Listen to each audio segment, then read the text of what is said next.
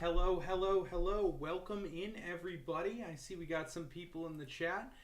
Back at it again for all of y'all with another live stream here.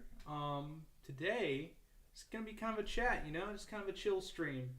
Nothing really planned, but I guess I don't really have much planned for most of these streams anyways. So, just kind of, chill here, answer any questions, and we could look up some cool stuff on Google Maps too. That is half the fun of live streaming, to be honest. How's everybody's night going? My night is going really well, though. I will say that it's been a pretty chill day today. You can have a look at my my YouTube screen there for just a second. Welcome in, everybody. Osman Hussein, welcome in. Game Warrior 10 or 010, welcome in. It's been pretty eventful past couple of weeks. Been doing some great exciting stuff in terms of videos. It's been really fun to be on chat here as well too with you wonderful folks. And for some reason I am only streaming at 480, but you know what? We'll make that work.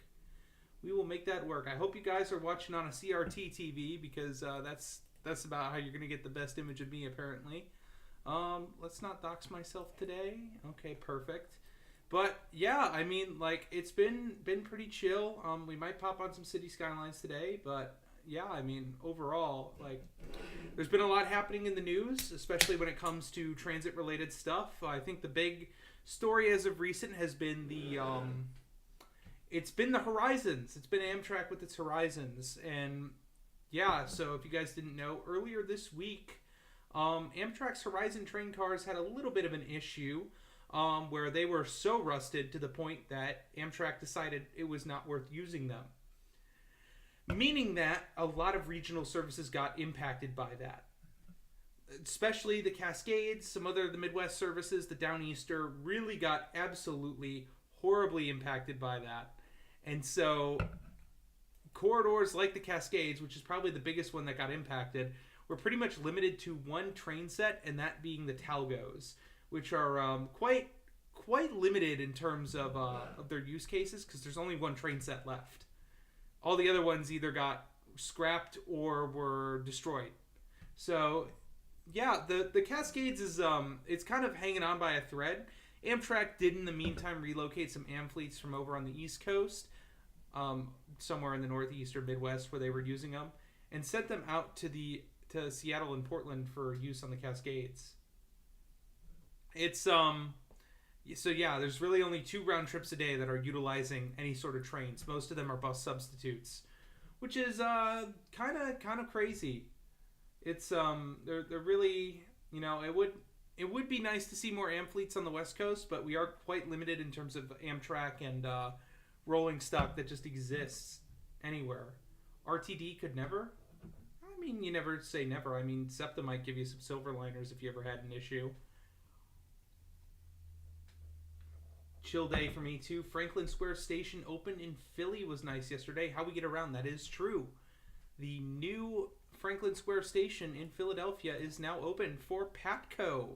Not SEPTA, Patco. That means if you want to get to New Jersey on the random subway line that goes out there, it's just gotten a little bit easier if you're in downtown Philadelphia, or Center City, Philadelphia. My apologies. It's not downtown. But here's the site at the moment. It is pretty cool seeing all the opening stuff. I knew a lot of people. Franklin Square. If I could type today. Look at that, April 3rd, 2025. But yeah, there's not really a whole lot of photos at the moment there. But it was kind of exciting to see that open. Also, I feel like everybody wants to drive the loudest cars by my apartment whenever I'm streaming. Don't know what it is. Why am I so...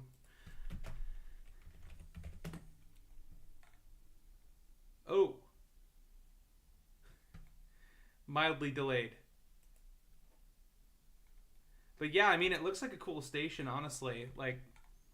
Nothing crazy, but it is nice to see those kind of openings happen. Because, I mean, infill stations aren't, the greatest transit openings that you'll ever see. But it is kind of nice to see when it does happen. Because, I mean, yeah, it's nice to have new transit options for a city that you're in. Like, at the end of the day, like, that is a really cool thing to have happen in your city. And yeah, even an infill station, even if it's not, the most ideal, station design ever, it's still pretty cool to see it happen.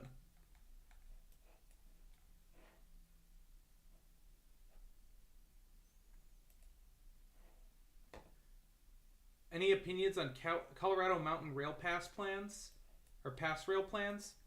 Well, I mean, I hope it goes through, but we'll see if it gets the funding for it. Funny enough, I have a video I've been working on for months, being released tomorrow, about Amtrak's rolling stock issues and how the issues become prominent. Yeah, it's been real prominent. just a little prominent, nothing too crazy. Just a mild amount of absolutely shutting down pretty much every single system out there, or at least most transit lines, not transit, Amtrak routes out there, at least impacting them somewhat. And that sucks, because as someone who uses the Cascades at least on a monthly frequency, it is kind of annoying to see it shut down that often. I mean, we just need new rolling stock, and those arrows can't come soon enough. Like, I seriously can't believe that Amtrak has been so limited on getting new rolling stock. I really wish it could do a better job at it, but it is what it is. Long and short, it goes way deeper than the horizons. Yeah, the superliners as well are also they're a nightmare in disguise that is going to be haunting Amtrak if any sort of thing happens. Because, I mean, if we lose the superliners, then long distance is pretty much gone. Long and short, just be glad that Amtrak isn't as bad as Via Rail. I mean, Via's not great, and it definitely has its issues. It does kind of suck, though, that Amtrak did lose a whole bunch of rolling stock. It's really, really disappointing to see that happen. But, like, I mean, at the end of the day, so long as you have trains that are running, that's the good thing. But, I mean, losing that amount of just rolling stock in one day is going to be a detriment to any transit agency out there. It doesn't matter who. We got the Acela. Yeah, the Acelas are also pretty bad. Luckily, they're not like the most mission critical thing for Amtrak. But the old train sets and the new train sets have a whole host of problems that are just absolutely insane. Via has trains from the 1950s in service. Yeah, the old Bud cars that they use. Amtrak isn't much better. We use trains from the 70s, so not too much better, but still just a little bit of a struggle there. We gotta love our old rolling stock. Nothing better than that. I really wish we could roll out some more newer rolling stock with, my biggest complaint about new rolling stock, though, has to be seats. Okay, these Europeans don't know how us North Americans enjoy a comfy seat. We Americans love our lazy boy chairs on any trains. North Americans, I include Canadians in this too. And having those big comfy seats is something that those Europeans just do not understand. And that's one of the best things about Amtrak seats, is that they are quite literally more comfortable than some first-class airline seats. I'll tell you that right now. An Amtrak seat, even in a Horizon, which I thought was the worst Amtrak seat until the Ventures, is still more comfortable than most business class on airlines in the U.S.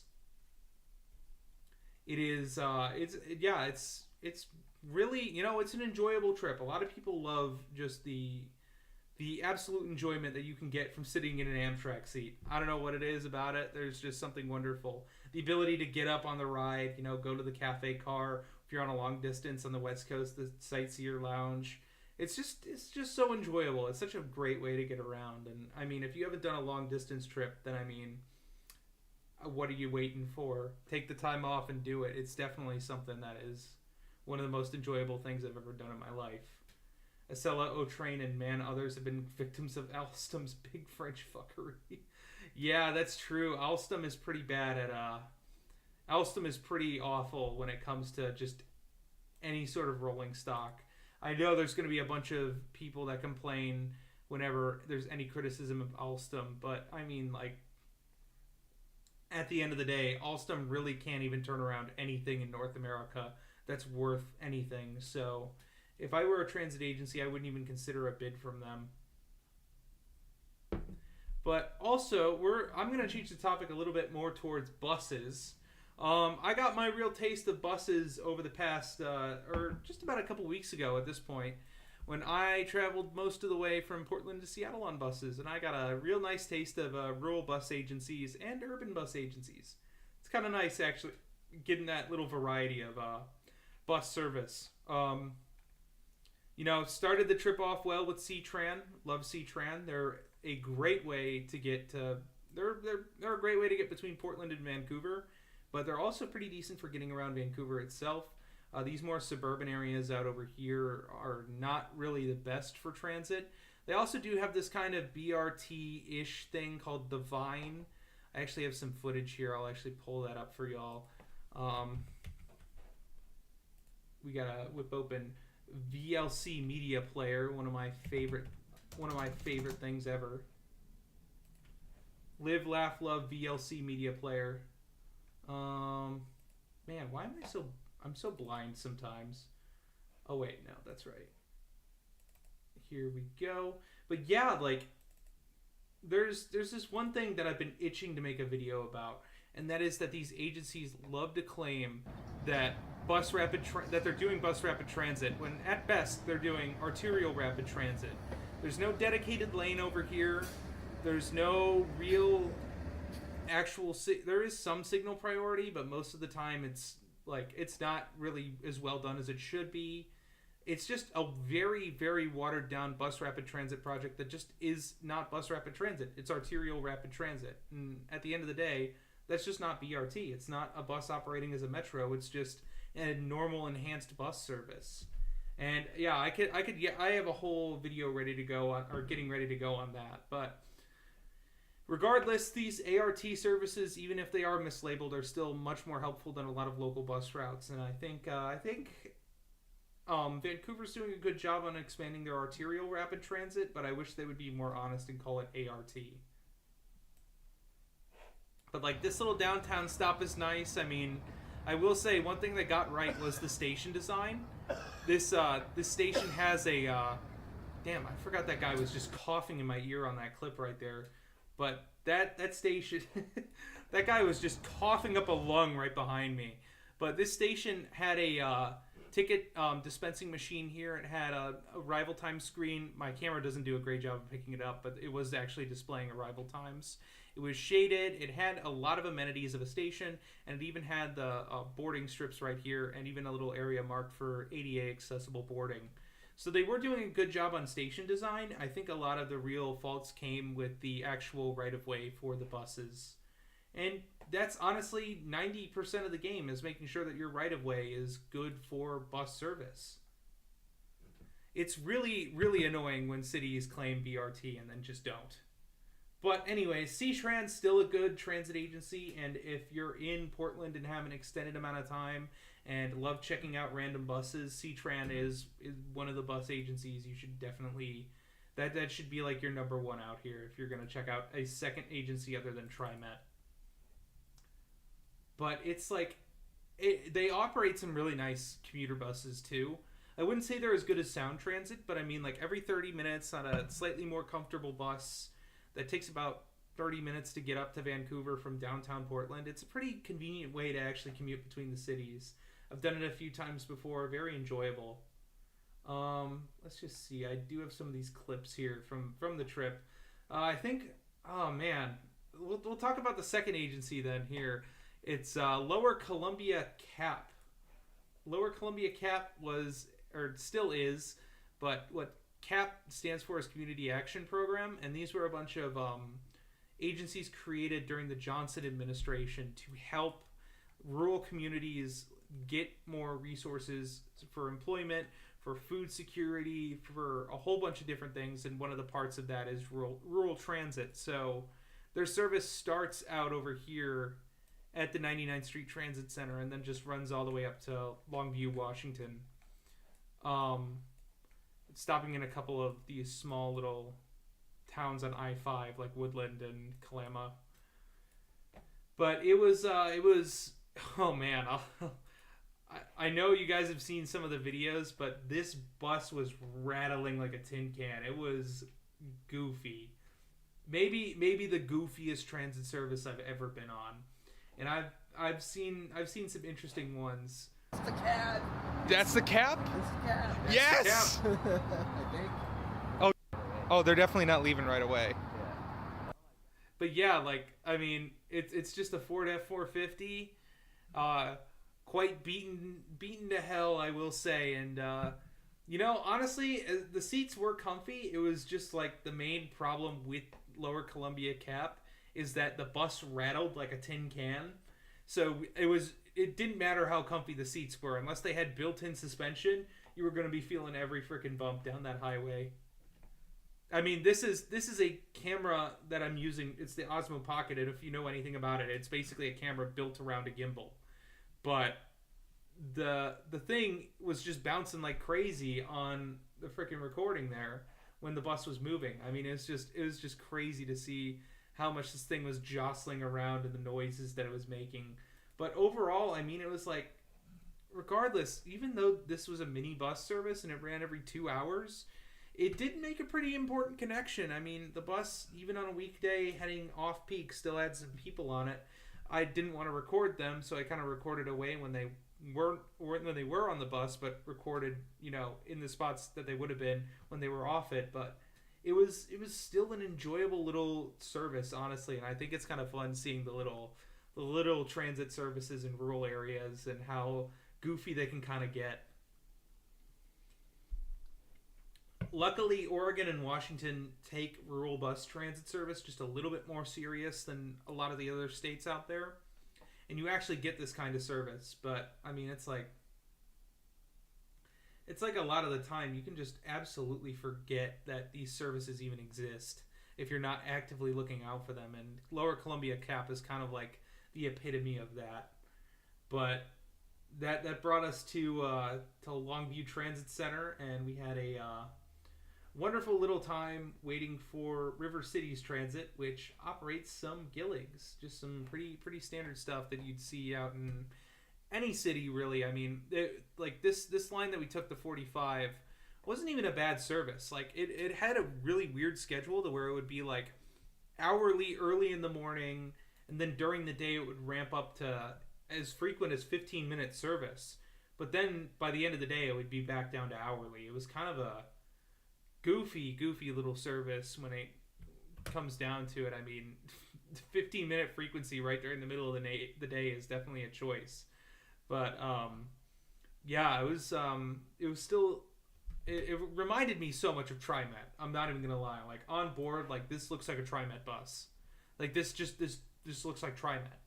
It looks like any old Gillig that you'd see, but it's set up with the exact same seating layout, same seats, almost the same interior as TriMet, but and also the station signage was almost exactly the same as TriMet in Portland. So it felt odd. It felt like I was on like a bizarro version of TriMet for, you know, a small little city such as Longview. And Kelso, that's where we took this bus to, was Kelso. Now, we did do a little skipping on Amtrak because I kind of poorly timed out some connections.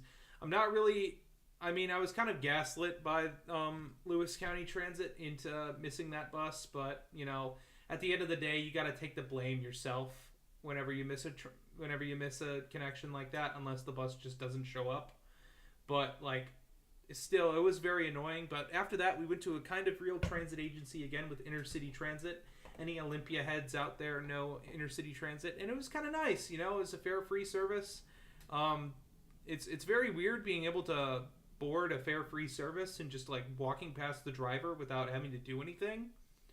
It feels off. There's no other way to explain it. It just feels off. Also, notice there's a nice little truck here in this bus-only pickup drop-off area. The main car one is on the other side of the station, but drivers simply don't seem to care about that one. But yeah, Olympia, surprisingly nice buses as well too. A little bit different. These seats were actually very well padded. I have to give them credit on that. This was actually super nice to sit in.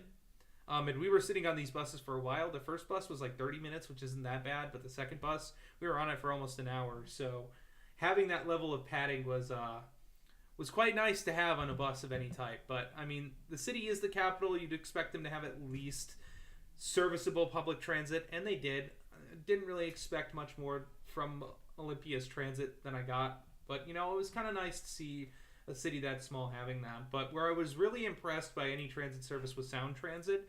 And yeah, I'm going to talk about more bus seats here, but like, look at these things. These things recline. I had never seen that on a bus before, like a commuter bus before, but it's kind of really refreshing. I heard Foothill Transit in the Inland Empire and Los Angeles had, like reclining seats on buses. But it's something that you just don't see very often. And I mean, like, I just had to make note of it. Like, how am I supposed to not make note of reclining seats on a bus? Like, that's kind of awesome. That's like peak right there. But yeah, I mean, like, can you really ask much more from Sound Transit? I mean, they're basically just running express buses all day. It was really nice, though. I gotta say, really enjoyed Sound Transit service. Never actually ridden a Sound Transit bus up until that time, but it was super enjoyable, and I want to do more rural bus trips like that, or just more transit trips in general. I find them really enjoyable, riding these little rural buses and just going to random little towns. I thought it was fun doing these little layovers in these towns too, getting an hour or two to maybe walk around, see some of the area around them. Because, I mean, these are places that you just don't think about, okay? I mean, I've been through Longview and Kelso on the train, but I had never spent, like, any extended time there. I had passed by Olympia, never really went to the capital of Washington. It was kind of nice to actually spend some time there too, actually see the city. And honestly, even the little wait at 99th Street Transit Center in Vancouver was still pretty enjoyable. I must be like a glutton for punishment or something, but like I really enjoyed just taking rural buses as far as I could possibly take them. And trust me, there will be more of that coming. In fact, an idea I have is I have a few crazy ideas, but one of them is to do Portland to Seattle again, but take a different route. Because as if you may not know, Lower Columbia CAP is no longer going to be operating its rural public bus service between 99th Street Transit Center and Longview. So that route's kind of busted at this point. But you can actually get from Seattle to Portland still just by public transit. So it'll still be possible. It's just not going to be as easy as it was before. But it is going to take me on quite the interesting route. So I'm super excited to do it. And it's probably going to be a summer trip at some point. As great as our regional buses are, I really wish you could have taken the Sounder. So comfy and super fast. Takes like 5 minutes longer than the 590 routes. Makes a huge deviation in 8 stops. So SDRX 902, I was actually planning to take the Sounder. I really wanted to.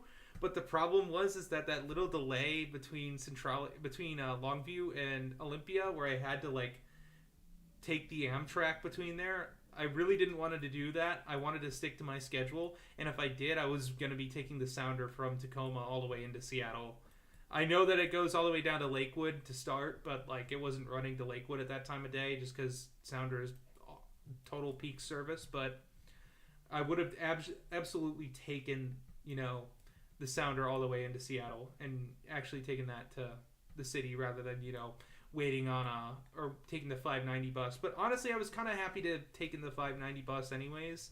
I had never taken a Sound Transit bus at all, and I thought that was pretty interesting. I still haven't taken the Sounder though, so that'll definitely have to be a future thing eventually at some point. I think Seattle's transit is super interesting. Both Seattle and Portland have really interesting transit services that just have a bunch of random modes like chalked into them, and I think that they're super interesting to take. Actually, crazy enough, I've been to Seattle like 3 times. I have still yet to take one of the ferry services out here. So eventually, I'm going to have to do the little bit of extra transit to actually take in Seattle. I've taken the monorail. I've taken the one line. I haven't taken the streetcars yet, but I've taken King County Transit buses. So that was cool too. Honestly, it's fun. Seattle Transit's fun. Portland Transit is fun. I want to take the Tacoma streetcar. I've passed by it so many times at this point that I just really want to ride another little small streetcar in a city. I've done it before, or I've done it in other cities, and I don't know what it is about them. Small little streetcar services are just so much fun to ride. I don't know what it is. I'll foam small streetcars. And yeah, Texan Rhino, I also am a boat foamer too. I really enjoy seeing the ferries. Like, I enjoyed watching them in Seattle, but I didn't have time to actually hop on any of the ferries. But I mean, as you can see, they're quite busy most of the time. So there's a lot of ferry service. I mean, it is the biggest ferry state ferry network in the entire country. So, Seattle is the real ferry champion. But I mean, like, the wonderful thing about the West Coast is that all three of these cities that are or states that are on the West Coast all have a decent amount of rural transit buses. So you can actually explore quite far out into the rural areas just by taking buses. I will do a little bit of a spoiler here. I am planning to actually, when the weather gets just a little bit warmer, I am planning to take transit up to Mount Hood, and you can actually go pretty far up the mountain just by taking transit. So expect that in the next few months, because I'm super excited. I love seeing Mount Hood, and I can't wait to go up there actually even more.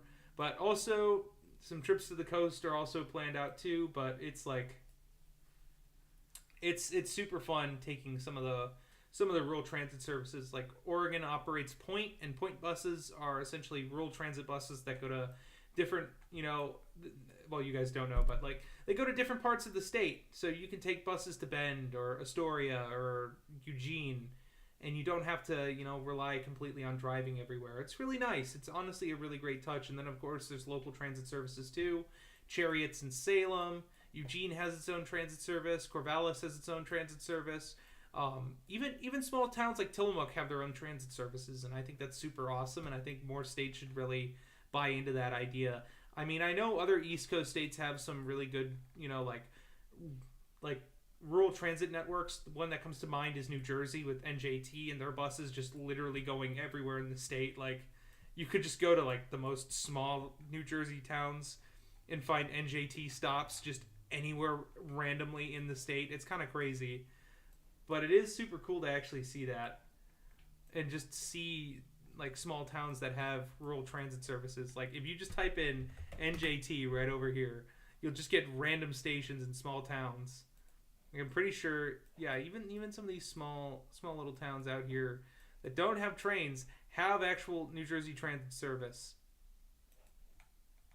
And of course, Google likes to hide these on me when I'm on stream, so that way you guys don't see them. But yeah, no, I love when small cities or small areas have great transit services. I think we need more of that. I think a lot of people love to underestimate the rural bus service and think that people out in small towns don't take transit, but they do. They do. A lot of people in rural towns do take transit to get into cities, to get into other areas, and not have to rely on, driving everywhere. One of my favorite rural transit services is the Columbia Gorge Express from Hood River all the way into Portland. It's fairly expensive, but it's usually packed because there's a lot of people trying to get between the two cities.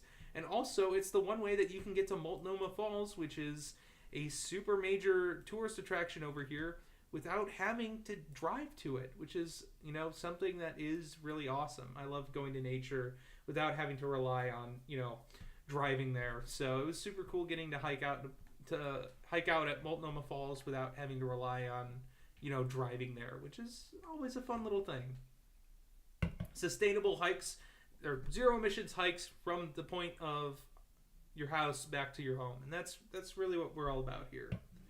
Eugene has the most underrated BRT in the country. Yes, the Emerald Express. That is a good one. Very good BRT service. It's got some really cool right of ways. And it connects a lot of Eugene to each other. I really hope they end up extending it. Oh, come on. You know about the EMX for Eugene. Ah, look at that. Google trying to hide its good urbanism from me.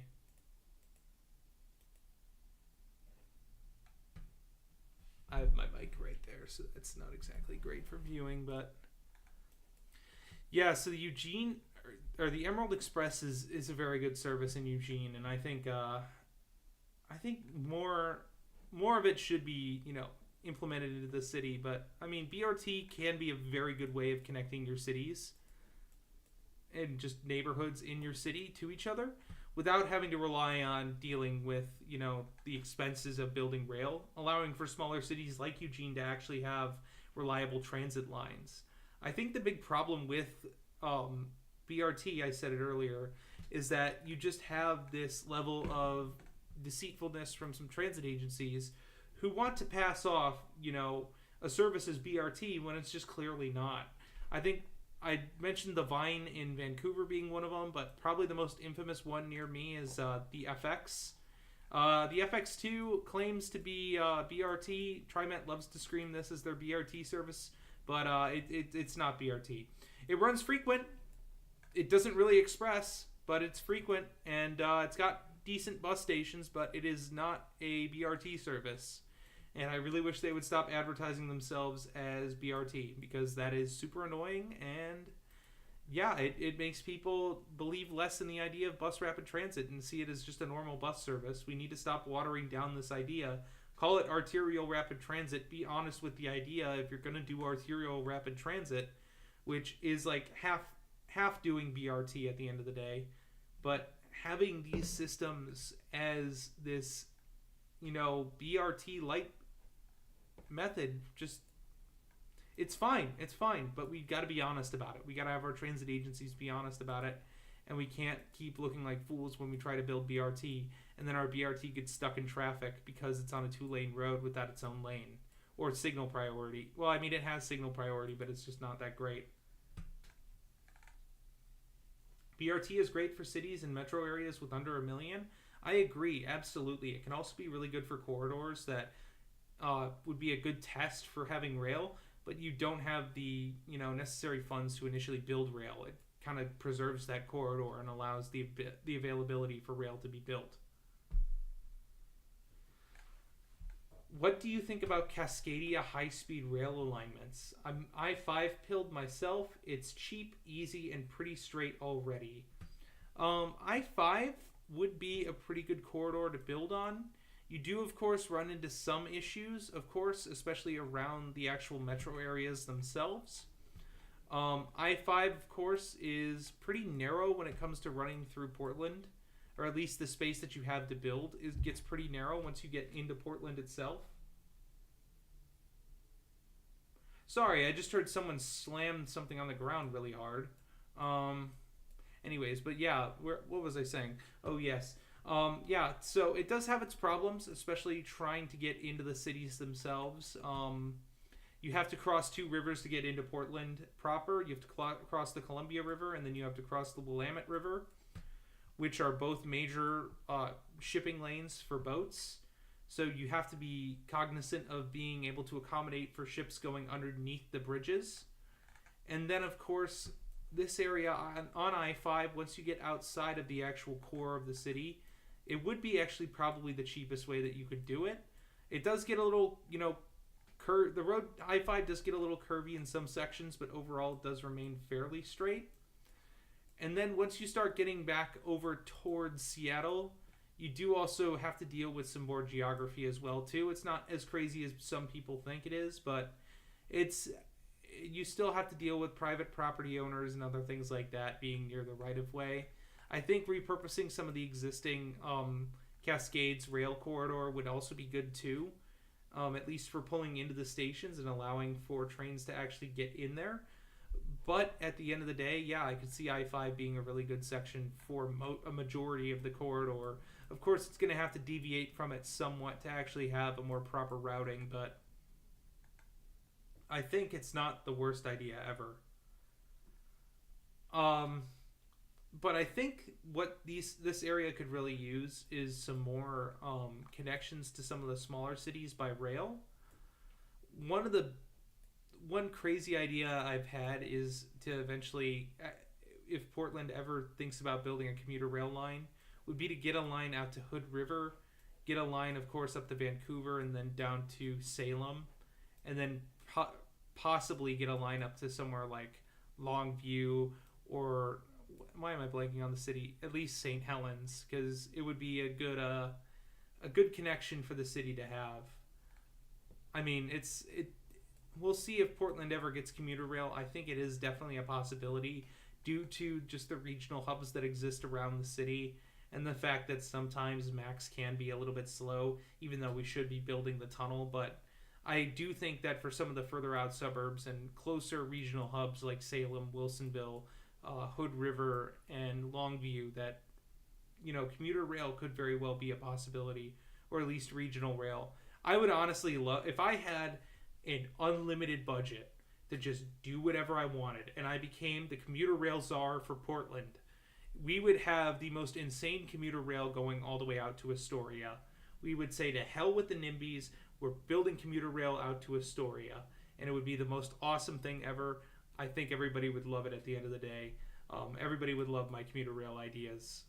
But anyways, yeah, it really would be a good spot for some more commuter rail to kind of feed into the core of the city.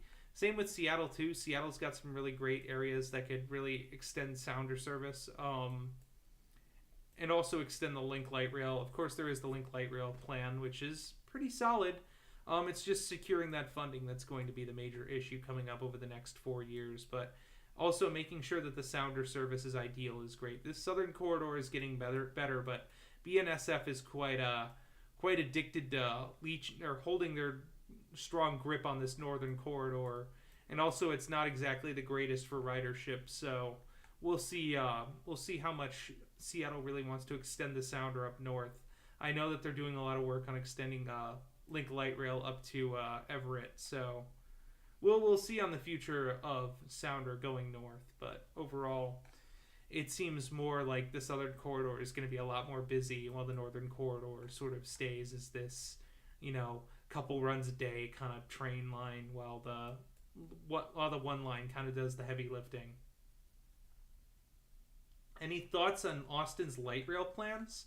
I did talk a little bit about it on a couple past streams. I don't exactly think that Austin is going to be the... I'll say it right now. I'll believe Austin's light rail exists when I see it. It keeps getting scaled down. It keeps getting changed. I don't know if they're ever going to actually build light rail in Austin. I'd be very happy if they do, but I just don't believe it because they keep talking up this big plan and just nothing has happened. And it isn't like they've been talking about light rail for like 2 or 3 years. They've been talking about light rail for like the past 2 decades. They've been talking about light rail as long as I've been alive. And the only thing that's really come out of it is this one little crappy hybrid rail line that doesn't really go anywhere. I really wish it did. It seems like it could be a useful little system, but it really doesn't. It really doesn't go many places, and that's kind of disappointing. They did just build an infill station for Austin FC's stadium, but other than that, I want to see how long it takes to get from end of the line to end of the line. Okay, so it takes about 1 hour and 3 minutes when it's about 30 minutes of driving, so that's not exactly ideal, but I mean, it could be much worse. This routing is quite suspect. I'm pretty sure it's just going through old industrial areas, which it looks like it is. But I mean, some rezoning along the stations and some improvement with the service itself could really bring some more ridership to it, as well with the build out of an actual little light rail network around the core and some of the other areas. But overall, Austin really needs to step up some of its light rail ambitions if it wants to get light rail. Whoa, it goes to the soccer stadium? Yeah, I remember. Yeah, it actually does. So this is one of the things you can do is get to Q2 Stadium by light rail now. This opened up last year for the MLS season. But yeah, nowadays you can actually take light rail to the soccer games, they're hybrid rail. But I remember their day one, it was like absolutely jam packed, and they were having delays just from having to deal with the operations there. Which it could be so much worse to have delays, but that's probably the best way you can have it. But at the end of the day, yeah, I think what the real issue with this service is that it's just not very frequent, and the zoning around the stations just isn't great. I think the speed is probably okay. I think what they really need to do is work on some of the zoning around these stations. I'm trying. This almost feels like warehouses wedged in with 5/1s right over here. We gotta take a little street view over here because this for the most part looks pretty industrial, but like this looks like housing right here. Come on, let me look at the street view. Yeah, so this is housing right here, but like all around this other part of the area, it's like weird 5/1s meshed in with like these warehouse parks. This is such a weird area. My goodness. I do like this little interior area with the pool, though. But we do have a Dallas donut right here, and not exactly the greatest thing for a city. But yeah, this is the kind of land use you want right next to your, well, at least the kind of housing you want right next to your transit stations. It would be really nice if this first floor was some sort of mixed-use development, but the station itself is not too bad. Could use a little bit more shelter. I know Austin does get pretty hot. And I don't think that those really provide much shade, but I mean, like, it would be kind of nice to see Austin get some more improved zoning around its hybrid rail thing, because that's how you get ridership. A lot of cities just think that they can just plop parking lots right next to their stations, but that's not how you get ridership. If you want to get ridership, you can't have these kind of industrial lots right next to the stations. You've got to have, you know, places that people want to be, places that people want to live. You know, you can't just have these empty lots around here. I mean, let's look at the zoning around this station. We got this warehouse, empty lot, fleet services department, Austin Energy trucking company.